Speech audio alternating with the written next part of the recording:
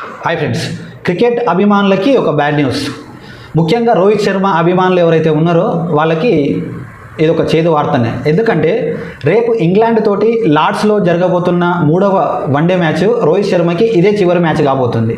ఎందుకంటే 2027 వన్డే ప్రపంచ కప్ ప్రాబబుల్స్లో రోహిత్ శర్మని ఎంపిక చేయట్లేదంట.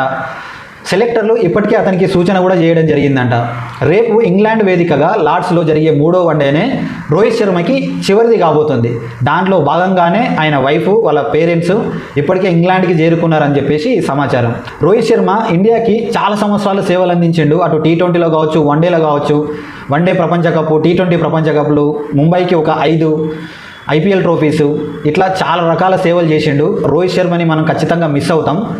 ఇది మన ఇండియా తరఫున మనం మళ్ళీ రోహిత్ శర్మ ఆట చూడాలి అంటే మళ్ళీ IPLలోనే చూడగలుగుతాం. రేపటితో ఇండియా తరఫున రోహిత్ శర్మ ఆడే చివరి వన్డే. సో క్రికెట్ అభిమానులందరూ రేపు రోహిత్ శర్మ మ్యాచ్ చూసి అతనికి వీడ్కోలు చెప్తారని చెప్పేసి నేను ఈ వీడియో ద్వారా రిక్వెస్ట్ చేస్తూ ఉన్నా. Rohit Sharma, we miss you, we love you.